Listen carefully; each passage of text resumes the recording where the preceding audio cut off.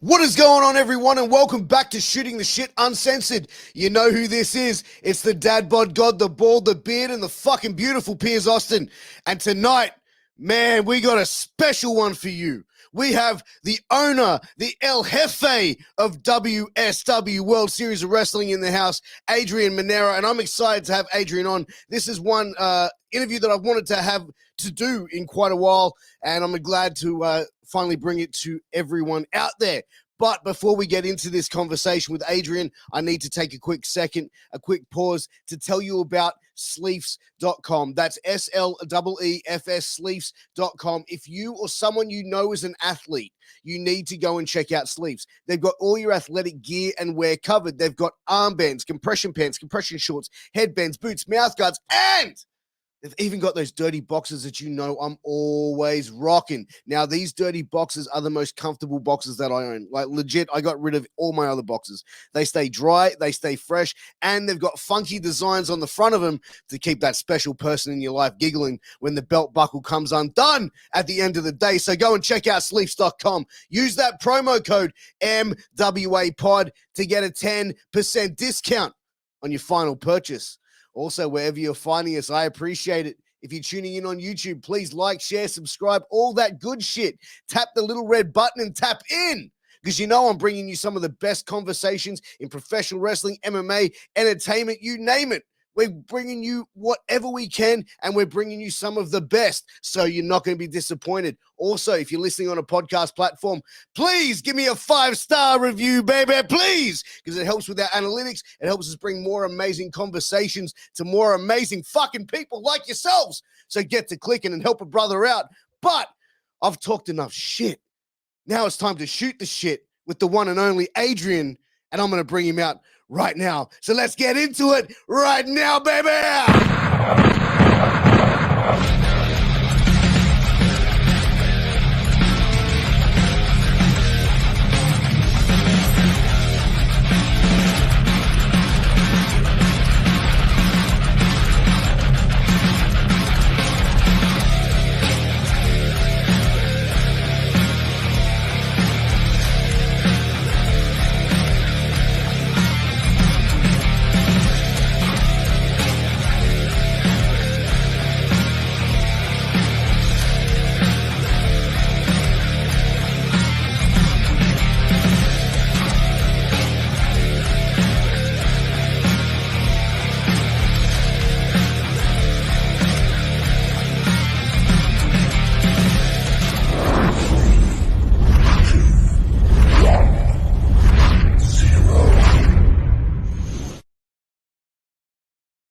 What is good, Adrian? Welcome to Shooting the Shit Uncensored. I am so excited to have you on. Thank you for joining me.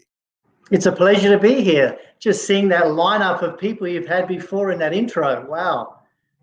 What a great group of talent. Thank you very much, man. We're actually approaching episode 300. So, Wow. I've been doing this for a little bit, and we've been able to have some amazing conversations. And I'm glad to have you on.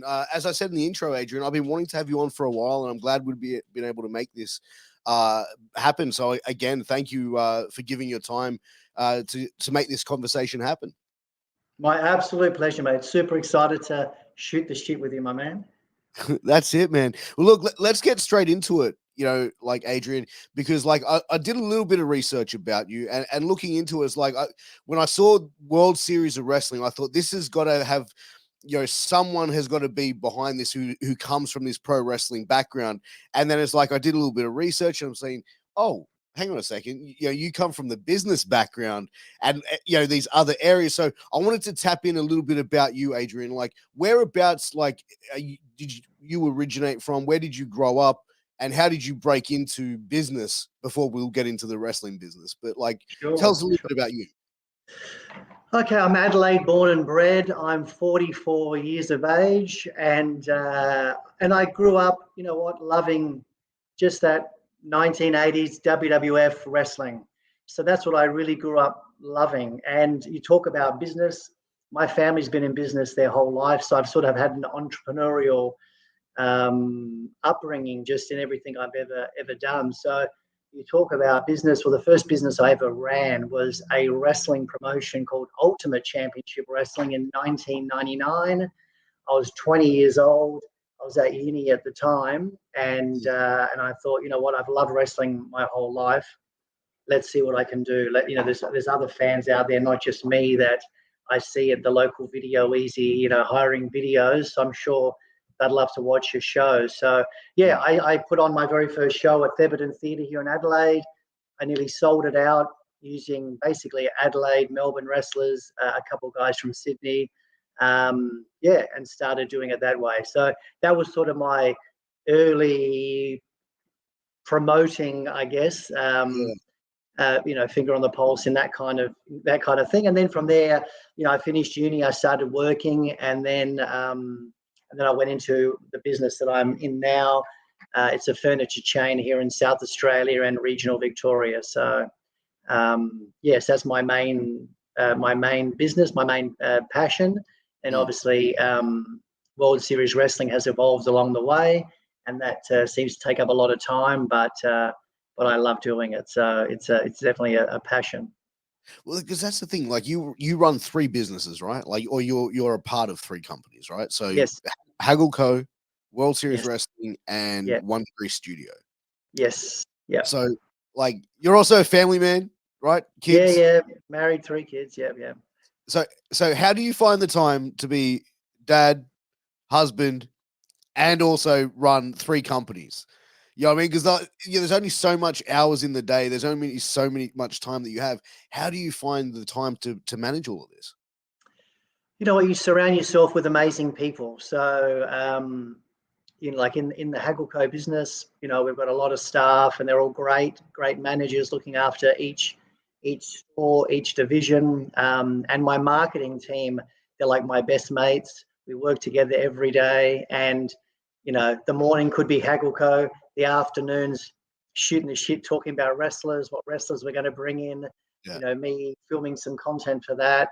Yesterday we had girls walking around here in their yoga outfits, filming content for some upcoming promotions we got going. So it's just juggling. It's just what's the priority today? Priority today is getting an announcement out for the new talent for the Unleash Hell tour. What's the priority tomorrow?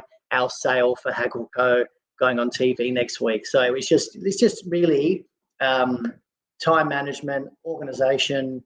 And then my kid's got basketball training tonight. So, and while I'm there, while he's running around, I'm, going back and forth on text message with Matt Cardona or Sean Spears or whatever. So it's just balancing whatever during those times. It's crazy, like to think, like when you're in those sort of situations, like especially how you were saying, like you're at your son's like basketball and like you're messaging Matt Cardona and stuff like that. It's like, I used to do a podcast under Vince Russo's network, and it's like every week we would have to have like a group meeting and stuff like that via like StreamYard or whatever.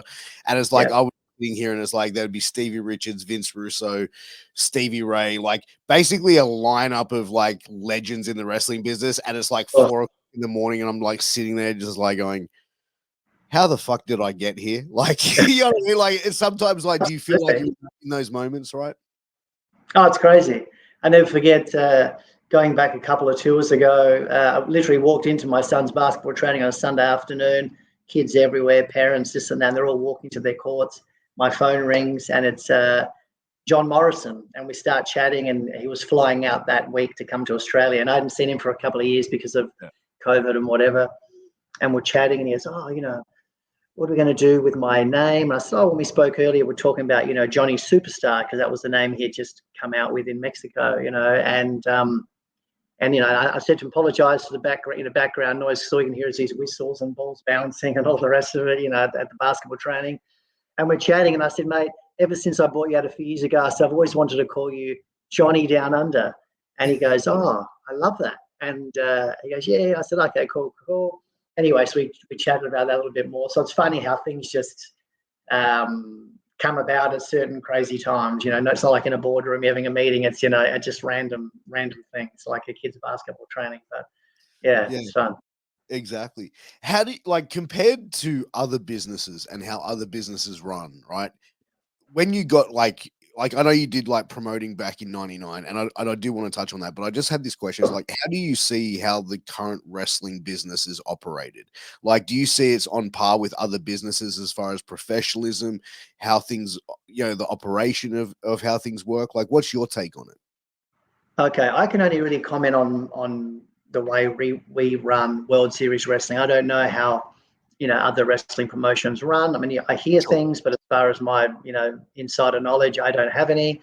I hear stuff from the American talent regarding how some of the American promotions run and whatever. But like for me, I was always told by my dad, who's been a successful businessman for 60 years. Mm. If you do something, do it properly, or don't even waste your time. And that's always stuck in my mind. So I never forget the very first big tour I did in 2005. That's sort of what he sort of said to me, and I can talk about that a little bit later. But yeah, so everything I do, like I travel to Asia a lot for my work. I'm Mm. flying to China, I'm flying to Vietnam, I'm flying to God knows where. A lot of places are very remote. They don't speak the language, or they speak English, I should Mm. say. Mm. And signage is often in a foreign text. So I just put myself in that position. Like I'm going to a foreign country. I know at least Australia, we speak English, but these people come over here. They don't know Australia. They don't know where to go when they land. They don't know anything. So everything I do, I just put myself in their shoes, and I just think, okay, what would I want when I land? What would I want when I get to the hotel? What would I want when I rock up at the venue? What do I expect? And I have high standards for myself and how I live, so I Mm. try to basically carry that through with how I run World Series Wrestling. But I feel as well, like in that instance, like the wrestling community, like even though like it's international and so big, I feel like it's so small as well. And I feel like if like one wrestler has a bad experience and they've like very well liked and they put out like one tweet, you know what I mean? Like that could have then affect like other Or it people. wouldn't be it wouldn't be ideal. No, It it wouldn't be. wouldn't, would it? Right? But that's where I feel like, and we saw that happen a few years ago with Ryback. He came down to Australia for like a Fed here in Sydney, and he Yep. was just like, "This is fucking stupid." Like he Yes. shat on Yes. it completely, Yes. right? Yep. Whereas Yep. I feel like what you've done with World Series of Wrestling, you've been able to give these guys a positive experience when they've come down here. Like your shows look fun, they look exciting. You know what I mean? Like that they Oh, look well absolutely. presented. You know what I mean? So I think it's a good representation for wrestling, and especially here in Australia, having something of that magnitude and that level and Well, that. I think, what, I always think to myself, like, hey, I'm wrestling in the United States, or I'm wrestling in Mexico or Canada or whatever. I can wrestle anywhere, any weekend, and earn the same money without having to fly, 20, 30 hours, Mm. if you know what I mean. So when they come here, it's got to be worth their while. That's my opinion. And some want to come because they've never been to Australia, and some it's a bucket list thing, and so on and so forth. But like you've got to run a certain show and a certain standard. I feel anyway, to make them want to come back and to spread the good word. And I think I've been fortunate enough to run, you know, a series of successful shows over the last few years that have built up that reputation to the point now where almost daily I'll get an email from people I know, talent I've never heard of, talent I wouldn't expect to get an email from, or a message on the social platform saying, hey, heard about your tours, they look great, would love to be on it. So that's always a nice thing. And then there's when you hear those kind of Mm. comments, or even just top stars who are currently in WWE or have been in WWE for a prolonged period of time, saying to me, wow, the way you run your shows, Adrian, can't you set up in the United States and do the same thing over here? Because everyone would want to work for you. And I think, wow, that's always nice to hear that kind of stuff, because it's a lot of time, a lot of energy, a lot of money, a lot of risk, to do these things. And to know it's appreciated and well supported is definitely, the name of the game.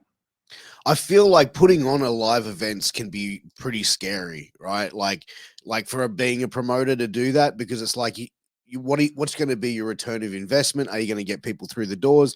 And then when you add the element of like extra costs of like flying in multiple internationals and then having to sort of have them set up in hotels and everything like that, was there ever a point for you going, am I going to lose money on this? Or is this like, or was that like you saw it long term going, I will lose money on this, and this, but eventually it's going to be make back tenfold?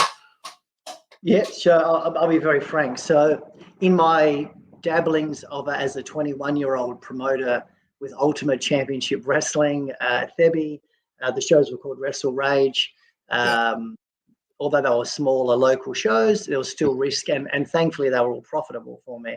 Then in 2005, I launched World Series Wrestling. So I was on a honeymoon with my wife, and we bumped into a female wrestler who was in WWE at the time called Christy Hemme, and said hello, whatever. And I turned to my wife and said to her, that's a sign. I need to be promoting wrestling again. And she said, okay, well then go do it. So so I came back and started planning the first World Series Wrestling tour.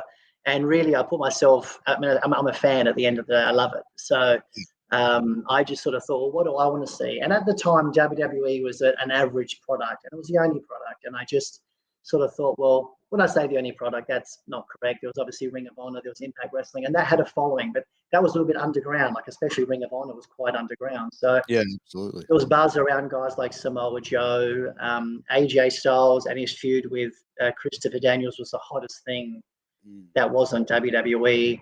And they were having their matches around the world. And I thought, mate, I would love to see that match as a fan. So when I was putting together this talent, I sort of thought, well, I'm going to need WWE names because, that's what the fans know. But I thought, let's get a holistic show that has sort of Impact guys, some Ring of Honor talent, and so on and so forth. So anyway, I put together what I thought was a pretty amazing roster for what was around at the time.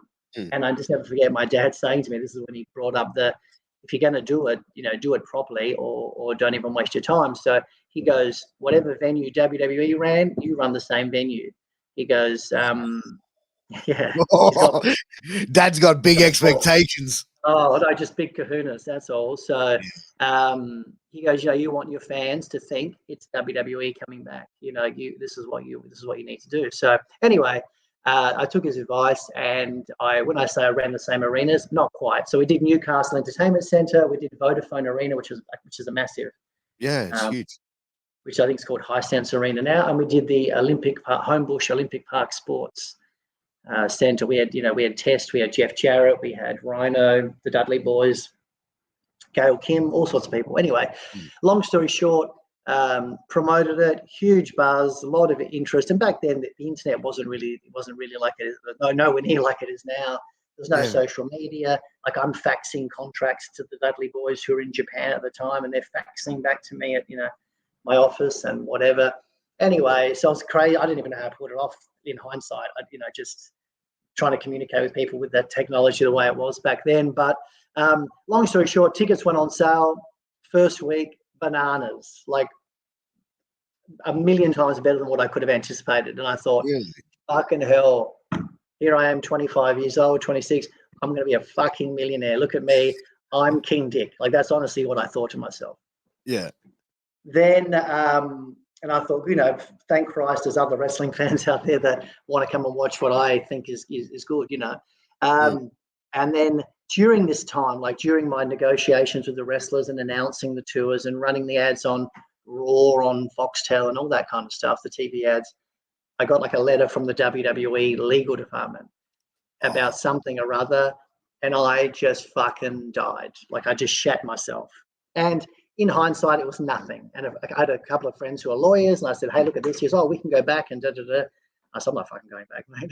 We're just, we're going to stop. They've got a whole floor of lawyers on retainer, bro. Wait to deal with absolutely. This. Probably several floors of them. So I just thought, what, not necessary. So that was it was just something little. So I had to amend something, which was fine.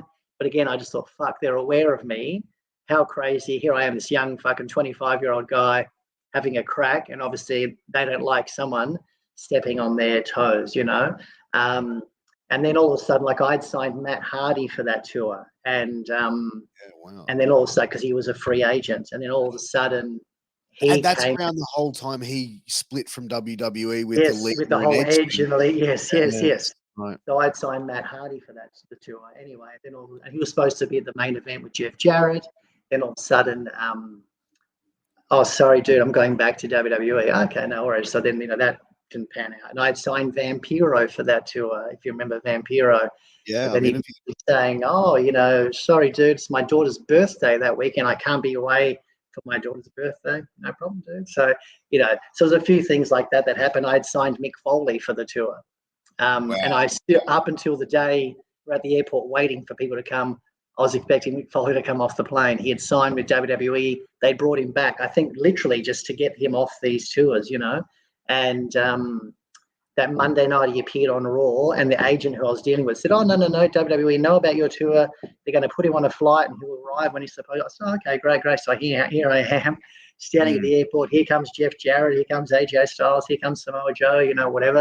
And I said, "Have you seen Mick?" And they go, "No, he wasn't on our flight." I said, "Are you sure? He should be on the plane." Long story short, and it was nothing to do with Mick. It was just this agent who I was dealing with, obviously. Diddled me some way, shape, or form. But anyway, you talk about I'm rambling. I apologize. No. This is good. But yeah, so what ended up happening was here I am talking. I was going to be a millionaire after the first week of ticket sales. Sure. All of a sudden, WWE, who'd come in March that year, and our tour was in October. Every year since, they've only ever toured Australia once. Whichever cities they've done, whatever, they've only ever toured Australia once a year. That particular year of 2005, they came in March, was successful. Once I was gaining steam with what I was doing, all of a sudden, all over TV, everywhere, WWE, we're coming back, Australia. Two and a half weeks or 3 weeks after my tour.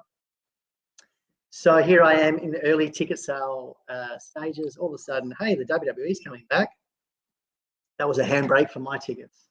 So, So all of a sudden, here I'm thinking, look at me. And to be honest, I ended up losing a shitload of money on the tour. The tours were great. The talent had a great time. Even when Chelsea Green and Taya Valkyrie arrived on our previous tour a few months ago, the first thing they said when they got off the plane was, "Oh, Gail Kim said to say hello and to tell you that tour that she was on back in 2005 was still her best international tour, and said to say hi." And I thought, wow, that was pretty cool. So That's very nice. yeah. So even though and the crowds were good crowds, like it's not like they were wrestling in front of 50 people. We had legitimately, I think 2,500 in Melbourne, and I don't know, just under 2,000 in Sydney, and a huge amount in Newcastle too. But it wasn't to what we had expected, or I'd expected, what I'd budgeted for, what I'd planned for. So it was definitely a kick in the balls, that tour. So after that, I hated wrestling, and I thought, fuck you, wrestling.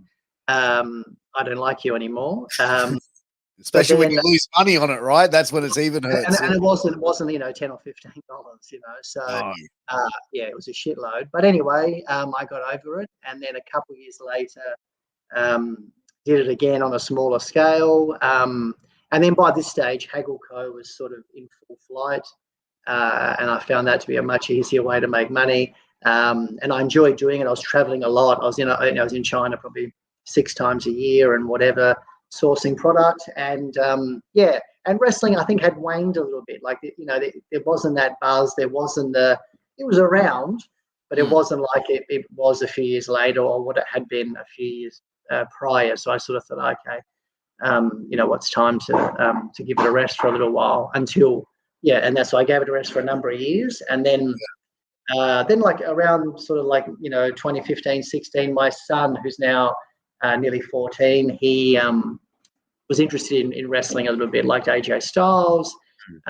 like Finn Balor, and he sort of started to watch a little bit of it. And I sort of said to him, I said, AJ Styles wrestled for Dad, and he sort of, oh yeah, and he didn't really connect, like he thought, oh yeah, whatever, but didn't really click. And I sort of thought, hang on, mate, like, I used to know this sort of stuff. So because of him, his sort of interest, that sort of got me back into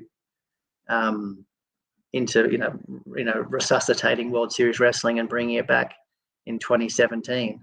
Now he's not interested in it again, but whatever. So, but it's funny how how that can work.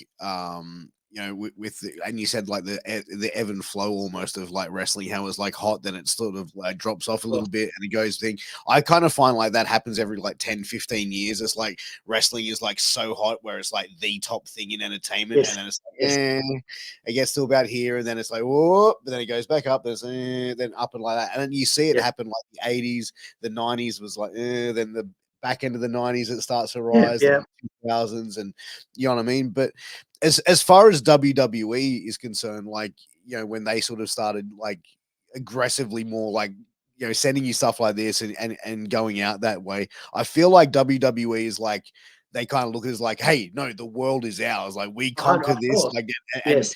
and no one could go in that. And it's like, to a certain extent, like you see some of their business practices where they're just bullies and stuff like that. Like I had Todd Gordon on the podcast recently, who was the owner of ECW. Yes. And he told me that they had a legal battle because he owned the rights to Eastern Championship Wrestling, the video library, right?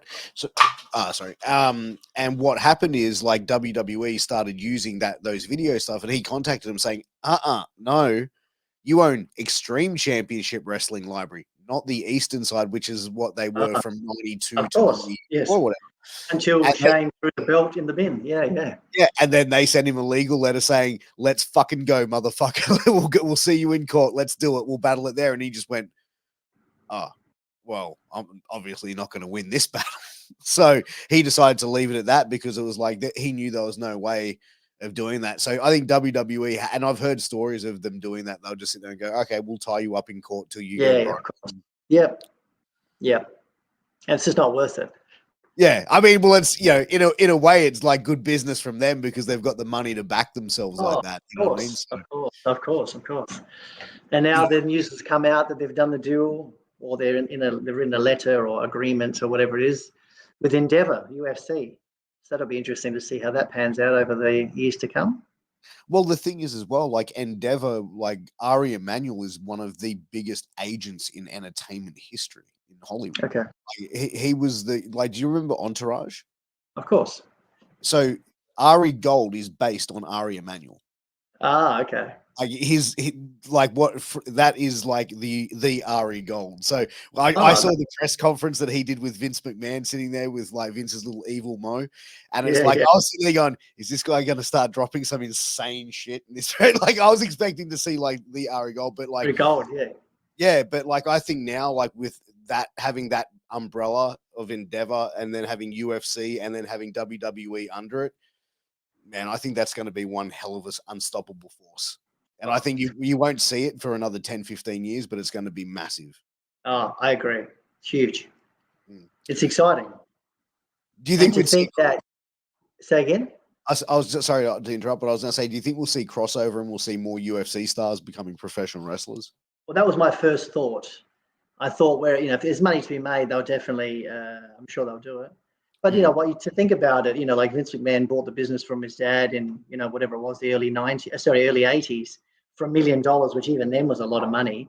And to now think, 40 years later, it's now 9.3 billion. Like, what an incredible achievement, It is. But like that's where I think like Vince McMahon, like even before when like they were saying he was going to get pushed out of WWE and all the stuff came out about the NDAs and all this other stuff. It's like, and my response to and my thought was like, who the fuck's going to cancel Vince McMahon? Like honestly, like he'd sit there and go, yeah, right, pal. Yeah, crazy. You know what I mean? And he came back in less than a month. Like it was like. You know what I mean? Like, really, he did what he had to do, and then he's back again. Anyway, yeah, he kind of does look like an evil superhero, though, don't you think? Yeah, especially with a mustache. Yeah, but like, as far as you like for you being promoting, what do you think has been one of the most challenging things that you've found in dealing with professional wrestling? Like wrestlers themselves, or just the industry? Just in general, the industry, wrestlers themselves, whatever it may be. You know what? It's I find like when I'm trying to source talent for the shows, it's not because people aren't interested in coming. There's always available talent, but also the biggest challenge I have is getting people who people are interested in seeing. Like just because I like them or I think they add value to what we're doing, whether that's going to cross over with our audience, which I think 9 times out of 10 we've been pretty lucky. But I find that like a difficult thing. Like and then sometimes like I might remember a star from a few years ago, and I think, oh wow, I'd love to see such and such. And I sort of think, well, will people cringe if I announce such and such? So sometimes I've got to err on the side of caution, just to keep it to a certain mainstream or a certain expectation, So, and sometimes you'll throw a name out there and you just sort of wait with fingers crossed, thinking like, oh, let's just get the gauge of the reaction, and as I said, it's always been pretty positive. But yeah, so that's one conundrum, just trying to get the talent that I think is going to resonate with the audience. I think that's always the challenge. Then another thing too that is a difficult one is we never really had this problem, and until recent times, and it happened with John Gresham. It happened with Taya Valkyrie recently as well. Just with AEW now, them signing up a lot of talent. Often they'll pull people from a show. So when you've outlaid, flights and visas and yada yada, and then all of a sudden, and I'm not talking months in advance, I'm talking weeks in advance or days in advance. Oh, look, sorry, and they're always very apologetic, and it's not the wrestler's fault. It's out of their hands. But I'm now with AEW. Unfortunately, I can't do the trip, and it's disappointing for me. It's disappointing for our fans because obviously people are excited to see certain talents, and I'll always do my best to try and get a replacement last minute if that was the case or whatever. But yes, that's two of the things that are often a bit of a challenging point to what we do. Have you ever found any wrestlers to be like disrespectful in dealing with them in business? Like, I'm not saying you have to name names or anything, but have you ever felt like turn around and gone, wow, this person's just been an absolute prick? And you know what I mean? Like, you're trying to do business and they're just like basically, unprofessional. Well,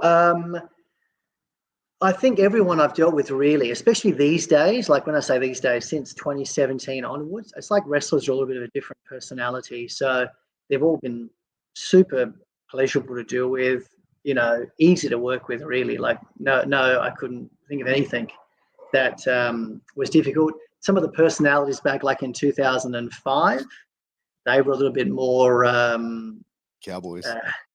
Well, just different, a little bit more. I think it was probably they grew up in a certain era and they just had a bit more of a rough edge to them. But again, I got on well with all of them and had no real issue. But especially after a few days with them, I think when they first, especially back then, like in 2005, some of them rocked up, trying to flex a little bit, like, look at me.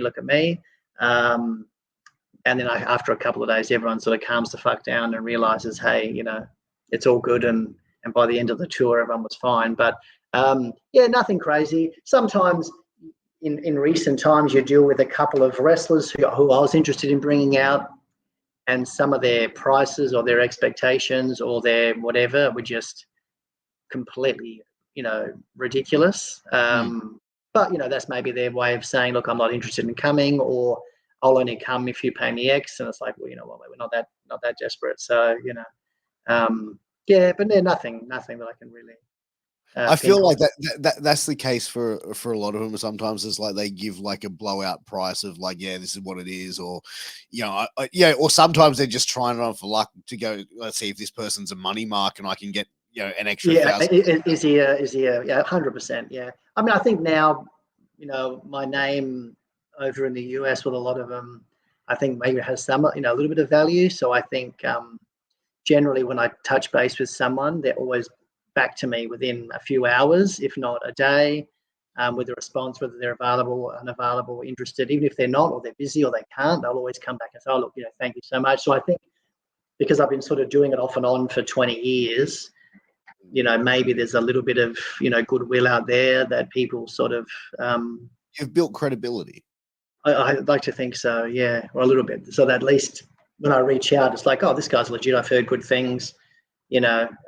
Whatever. So it's not like it's my first time and I'm contacting them and they think, oh, there's this guy even legit. Is he going to, is he going to pay me? Is he going to book my flights? Is he going to waste my time? Is he, whatever. Is he just a fan? All that kind of stuff. So, yeah. Yeah, exactly. Is he a fan? Is he going to fly me out and just like pop out of the bushes like with a Hannibal Lecter mask out on some? Absolutely. Yeah, and Absolutely. I feel like as well, like it's like I could just sit there and imagine like getting a DM or an email from someone going, "Hey, Pierce, we'd like to fly you to the other side of the world to go and do your thing," and be like, "What the fuck?" Like, you know what I mean? Like, it must like for a lot of them, I think probably the ones breaking through to that stage of doing international tours, it's probably a little bit more shocking than say someone like a Christopher Daniels or like a Samoa Joe now who have been around and Of done it. You course, know, what I mean? around the block a few times. Absolutely, absolutely. But yeah, that's why. So I think when you contact them, you need, like, I just think anybody, if it's some random name, I'm sure that people would do a Google search pretty quickly to see who that person is before they even waste their time responding. So 100%. How do you find the Aussie wrestling scene? Like, do you get out much to see many Aussie wrestling shows? to be honest, I don't. I love the Aussie wrestling scene, and the companies that I work with. When we go city to city are all fantastic. I can't speak, highly enough of them. Um, but personally, do I get to go to many shows? Not as many as I would like. Going back a little while ago, I would go to some Riot City wrestling shows here in Adelaide. Yeah, But it's just time now. I just really don't get the opportunity to go like I would. So I find that upsetting in my way that I just, I see on the internet, oh, look, this talent's, I can see, wrestling around in different cities, or this one's got a little bit of buzz, or wow, that was a great move I saw on a clip on Twitter or something. But I wish I, could see more local content to sort of get an idea of what's happening out there. But in saying that, though, some of the companies are on Fight TV, so when I get a spare moment, I can always try to watch some of the content on there. But as I said, like, I'm happy to name drop, but the talent we've been working with and the promotions we've been dealing with for a number of years now, like, PWA in Sydney, such a first class organisation from every talent, from every trainee, from Bonzef to Moretti to Robbie Eagles to Madison Eagles to everybody there.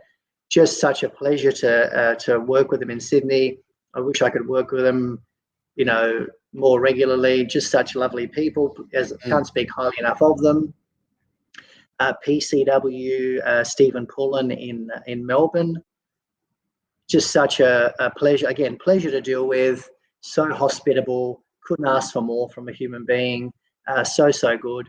Rowan, MCW, we don't do a lot with them as much as I would like to. Not for anything, just sure. Yeah. just because we're based where we are, but based currently with our shows. But he was on our whole tour for Phoenix Rising. A lovely guy. What he's doing is fantastic. And I mentioned Riot City before. The guys are like, family to me. Matt and Chris Basso, lovely guys, and the product they're doing, the training they do, all very, very good. And it's nice to see. Like, I caught bits and pieces of WrestleMania over the last couple of days, and it was great to see, like Indy Hartwell winning the championship. Obviously, Rhea Ripley, an Adelaide girl, she's all over the newspapers here, which is so Imagine, amazing. Like, it's just mind blowing to think that 10 years ago or 20 years ago, that wouldn't even have been a thought in someone's head to think that someone was going to have that sort of success. And now it's a common thing. You got Maddie Wahlberg or Grayson Waller stealing the show in NXT, and just so many people. And it's just really nice to see that people can actually learn in Australia and go over and have genuine, success. The fact that they're not having a second job, they're actually there earning good money, having worldwide exposure. Like, it's phenomenal. Like, it's really great. Yeah, it is. And I've said this before. I feel like 15, 20 years ago, I feel like if you're a young aspiring wrestler here in Australia, like the goal to get to WWE was almost unattainable. oh, Right. So, absolutely. like, I think we had Nathan Jones, and before Nathan Jones, I think we had Outback Jack. Yes, yep. You know what I mean? And I think, like, we even claimed like the Bushwhackers to a certain extent as well. Like, if we, I don't want to date myself or you here, Adrian, but like, yeah, absolutely. Like, I remember seeing superstars of wrestling on a Thursday night on Channel 10, and I can't remember the name, but I think his name, maybe it was Dick Slater. One of those guys was announced from not Auckland, New Zealand, Auckland, New Zealand. And I thought, wow, that's not far from from where we are. That's amazing. Like, and then obviously Outback Jack, wow, he's Australian and has like a 6 or 7-year-old kid or 8 years old or whatever. That was amazing. It was incredible. And then obviously Nathan Jones, he had a little bit of success. He wrestled his last matches on our tour in 2005. Really? Just for your knowledge, yeah. Because like that was around the time he left WWE, was around 4 or 5. Yeah, and he was living in Australia, and we got connected and chatted, and he came in and did the tour, had a great time. And he wrestled, I'm just trying to remember, he wrestled Mark Hilton in Sydney, and he wrestled Lee Starr in Melbourne. And I never forget, after the Lee Starr match, he came to me and said, wow, that was the most fun I've had wrestling for years. And I said, oh, really? That's awesome. So he enjoyed himself, which was great. Yeah, that's amazing, man. Like, yeah. And it's good that you can put on a show like that where like the guys and girls and the people on the show can come there and have fun as well. Because it's like, you know what I mean? Like I've been on some shows where it's like, for the majority part, most shows are a lot of fun to be on. But then there's like the shows that you go to where you're just like, okay. And it sounds like to have that sort of like fun level show, you've got to come in there at a certain level of high energy yourself as being the guy in charge, because you want people to get excited and do that. Of course. Show day for you, how exhausting is it? It's not so much show day. It's just like the whole week. So, in the sense of the wrestlers are flying in at different times, different days. So you sort of got to be there, and then you don't sleep. So like you literally don't sleep for that week. So I tell you a story. This is just on the last tour. Me and my production manager were flying from Adelaide to Melbourne. We're literally on the plane, sitting there, and it was a Wednesday morning. Phone rang, and what's his name? Eric Rowan was flying in. So we're meeting him in Melbourne, I don't know, 3 or 4 hours later. So sitting on the plane, my phone rang, and it's Bandito. And I thought, here we go. I thought, he's not ringing to ask how my kids are. So I answered, and anyway, big problem. I'm at the airport. My flight's been cancelled. And I said, I don't think so, mate. I'm pretty sure it's not been cancelled. I said, our travel agent checked every flight a couple of days ago. There's been no time changes, no problems. So I'm on the plane, hasn't taken off yet. I'm speaking to the person at check-in at whatever airline it was. Yeah. And anyway, I just thought, I can't even deal with this right at the moment. So I said, look, leave it with me. I'll call you back. So I rang the travel agent. I said, you speak to him, see what's going on. The plane's about to take off. So once we've landed in Melbourne, rang the travel agent. She said, he was at the wrong airline. Say it was, rather than Qantas, he was at Virgin or whatever. He was the wrong one. So when he realized it was the right one, that flight had already gone. So I thought, oh my God. And I said, look, I've got too much going on. I mentally just can't even deal with this right now. So she goes, she said, the travel agent said to me, no problem. She said, I've spoken to him. She said, I've told him to go home, and I've rebooked him on a flight the next day. I said, okay, no problem. So then I've spoken to him, half an hour later. Oh, no problem, amigo. I'm all good. I'm home. I see. And so he's supposed to arrive on the Thursday. He was now arriving on the Friday morning. Anyway, So Thursday morning, 5 a.m., I'm in bed. And I was going to get up anyway because most of the talent were flying in like a couple of hours later. Yeah. Phone rings. Look at my phone. Bandito. Oh. And I thought, oh my God. I said, hello, amigo, got a problem. And I thought, what problem? I said, you got a new ticket yesterday. Like, what possible problem could you have? The spelling on my ticket is wrong. On my name. Thought, oh my God. Oh my God. I said, listen, get on a flight to Los Angeles. It's fine. Because I rang the travel agent, not answer. I said, it's 5 o'clock in the morning. I said, I will, by the time you get to Los Angeles, the travel agency will be awake and we'll sort it out. No problem. So luckily he got to Los Angeles. I spoke to the travel agency. They said, I can't see a spelling error wrong. You type it in directly from the passport. It's all computerized. No one does anything manually. It's all. So when he got to Los Angeles, the ticket, everything was fine. There was no issue. So I'd have no idea what the actual conundrum was in Mexico. But anyway, got to Los Angeles. He arrived. no problem, all good. And then they checked everything on his flight home. He's obviously got home safe. But just that, you talk about what's show day like for me. I haven't even got to show day yet, and I'm already, losing hair. So, Jeez, that would be enough to do your head in. Like that would be like, oh, fuck. of course, it's not. You don't want to be hearing that sort of nonsense, you know. Yeah. So these are the things that people don't see or don't hear or whatever. So yeah, that's just one snippet. I mean, there's so many stories, but that's just one that pops into my head as I talk to you. So, and because it's pretty fresh, the wound is still there. I mean, after dealing with that, right, and dealing with multiple things similar to that, like, Yeah. At any point, are you like, why am I doing this? Yeah, absolutely. Yeah.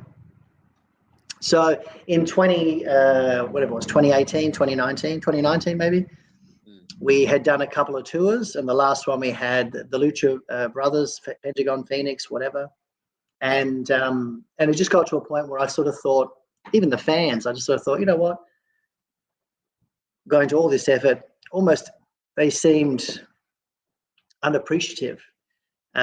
Just like the comments that, oh, not him again, and I thought, you know what, I'm actually done. Let's give it a rest for a while. So, and I was having a baby at the time. So I thought, you know what, perfect time. I'll step away for 6 months. And all of a sudden message, when's the next tour? When's the next tour? When's the next tour? When's the next tour? And I thought, you know what, in any case, we'll come back. Timing wasn't great. So we're having a baby. And then we came back with the Collision Course tour, which never happened because of COVID. So we'd announced some great talent. And unfortunately, they never got to come. But yeah, but anyway, so yeah, these are the joys of it. It's one. I think it's like, the stress of it. And I actually interviewed Brody Marshall the other day. Oh yes, yes. Yeah, and we were talking about that, and we were talking about social media and some of the stuff that was rocking up on World Series Wrestling social media stuff, and he's like, some of these people just can't appreciate seeing like this international talent come out. It's like, yeah, but why can't you bring out this person? It's like, well, fuck, because they're signed to WWE. We can't get them. You know what I mean? Like, it's not, and it's like, instead of people appreciating a good thing, what WSW was doing by giving people this opportunity to see that, they were just looking for an opportunity to sort of shit on it. And I feel like whatever you do when you try and go into a public eye, like no matter how great it is what you're doing or how good your product is that you're presenting, there's always going to be a small majority of the audience that are just wanting to hate on everything. And it's like, sometimes you just need to disconnect from them and just go, all right, done, whatever. Absolutely. Like, pleasing everybody. Oh, of course. And you never can. Doesn't matter who you bring out, whatever you do, it's never going to appeal to everybody. But as long as the majority of people love it and enjoy coming and so on and so forth, it's great. And what I must say is, when we came back for Phoenix Rising, and then obviously with the Unleash Hell tour just a couple of weeks ago, which I love, is so many fans just coming up to me, like in the merchandise area or whatever pre-show area. Oh, thank you so much. We love it. Oh, I would love to see X. But have you thought about bringing Y? And of course I've thought about bringing Y. I've thought about bringing X. I've thought about bringing A, B, C, and D. But sometimes it's not because I don't want to bring them. It's just because we can't bring them. Again, when I say can't, they're under contract, and there's we just can't get them. So, some people are a bit flexible. But that's where I think like wrestling fans, they want to come up to the promoter and go, hey man, if you thought about bringing in this person, you're like, oh my God, no, I haven't. You know what I mean? It's like, I feel like that's their way of trying to connect with you and trying to sort of.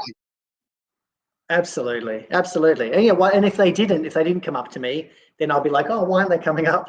So I appreciate them coming up and engaging and connecting to what we're trying to do. So, yeah.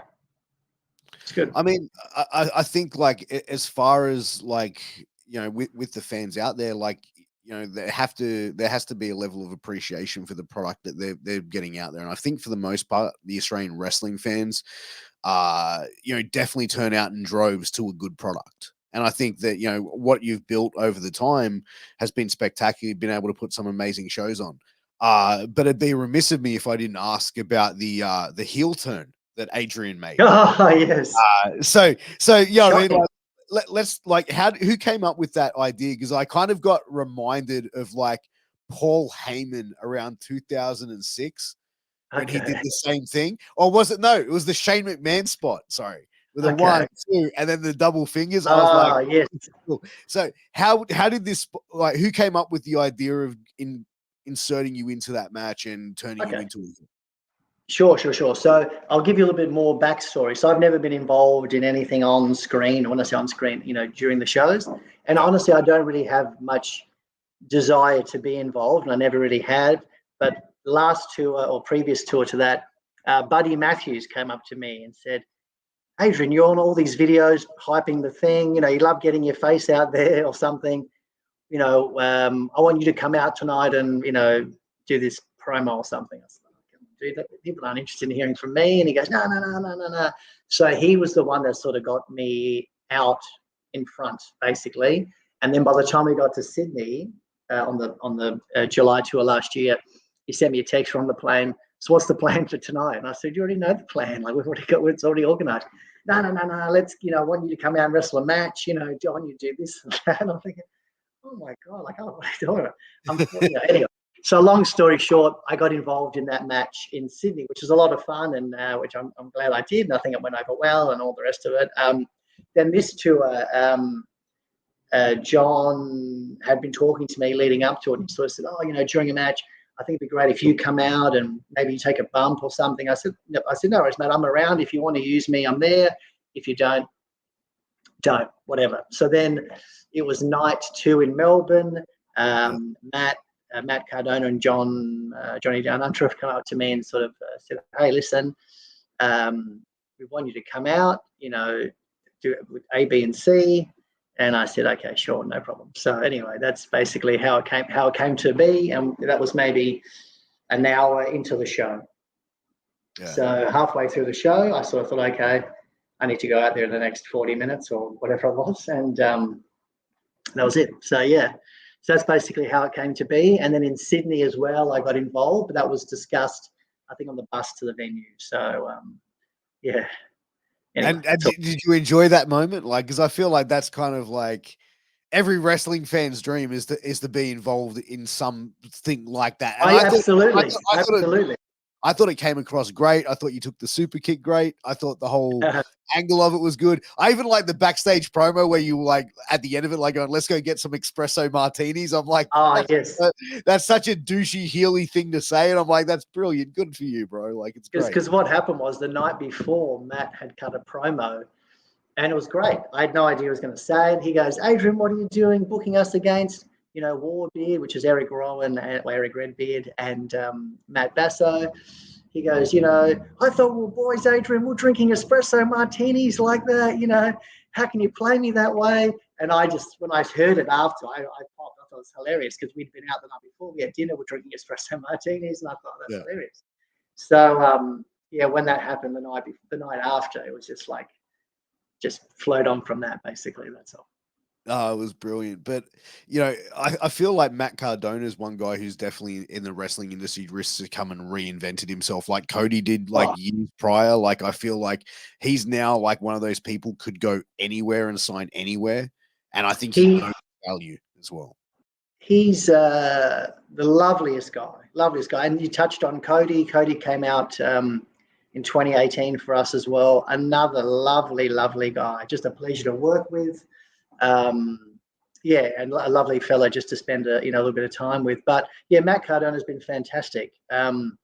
Before I had met him, I was sort of like, he's had a great run in WWE, and you're always curious about people's personalities, and but I can't speak highly enough of him. He's happy to do absolutely anything. Loves coming on, loves being down here, loves being involved with World Series Wrestling. He's the world champion at the moment. He took the belt to Game Changer Wrestling the other day, which was great. He's now partners with Steph DeLander, which all came to fruition from World Series Wrestling. She's our women's champion, so it's nice to see them working together over in the US, doing the indies and doing their thing. But I agree with you. I think the way he's reinvented himself is a testament to him. Like when I say he gets it, he gets it. He's I saw one of his matches when he came out on Impact when he was released, and here he came out just as generic Matt Cardona, and I just sort of thought, wow, it's night and day from where he is now compared to when he first got released. And I thought the whole scenario with Game Changer Wrestling, the Deathmatch King, whole angle, and then the parody of the Macho Man stuff he's doing and whatever. Just so on point, and you can take that act anywhere, and it just is so entertaining. So yeah, fantastic. I thought the death match he did with Nick Gage, that first one he did when he won that GCW world title, took him to another level where it's like there's always going to be people that shit on deathmatch wrestling, and like I'm not a big fan of it currently, of what's out there, but I think it can be done well. But like I feel like he told a great story with that match. I think like as well he had the most hated, and even like calling it the GCW Universal title and the universe and stuff, like all the little shit that pisses that sort of niche audience off. Of course. He's knowing, and it comes down to knowing your audience and working at your audience. And I think he does it. He's one of the best that does it. Oh, totally. Just next level. And then you know what? The fans hate him so much. And then it comes to meet and greet, the loveliest guy. Fans are lining up in droves to buy his, bendy toys and 8x10s and all the rest of it. But it's been good. Do you, like, as far as with World Series of Wrestling, could you see yourself running more regular shows, whether it's once a month, or on a weekly basis? Is that even a possibility that we could see with World Series? I think everything's a possibility. For me, it's just time. Like, I'd love to do tours every month, every 6 weeks, every 2 months, and you know what, it may happen, but it's just time.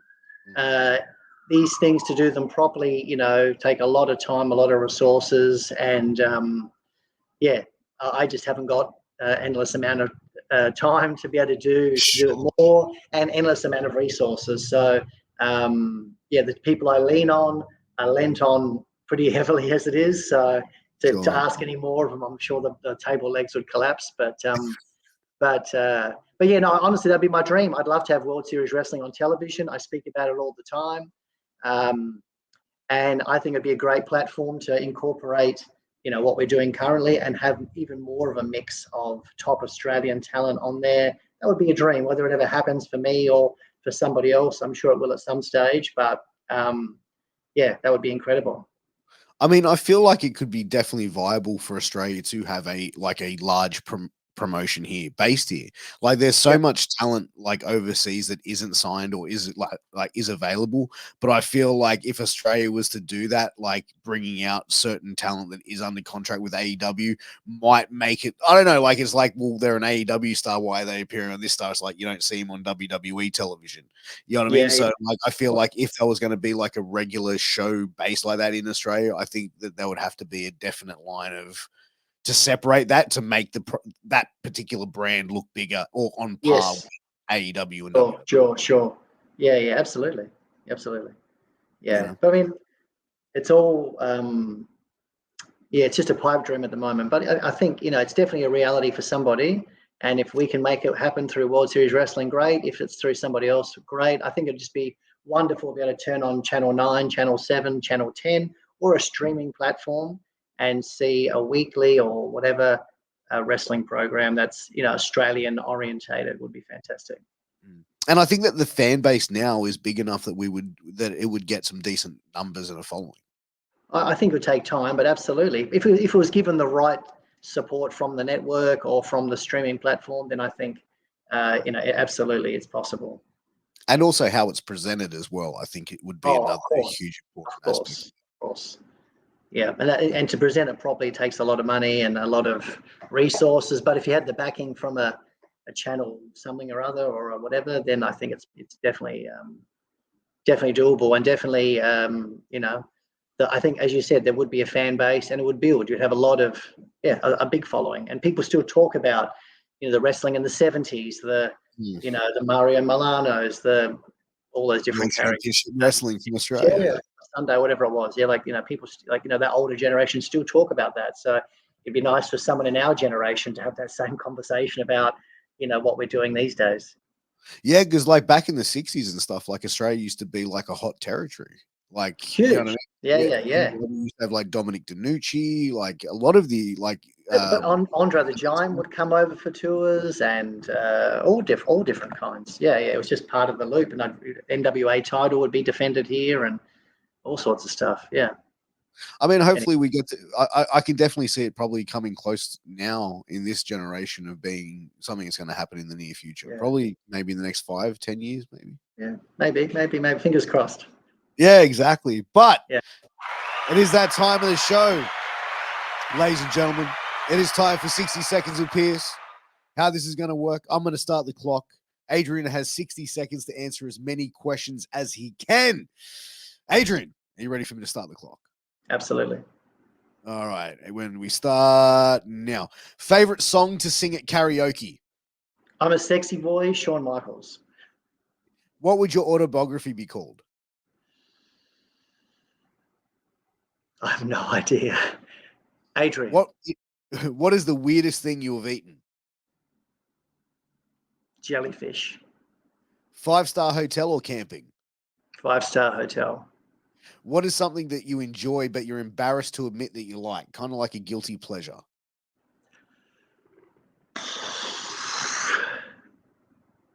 Watermelon White Claws. What is the shittest gift you have ever given? Whew. I don't know if I've ever given a shit gift. Maybe no gift when I was. What is the shittest gift you've ever received? Oh. Just Without think some shit. sneezing. No, that's fine. I can't think of anything. I've been well looked after. If you could ask Vince McMahon one question, what would it be? How did you do it? Would you rather finger length toes or toe length fingers?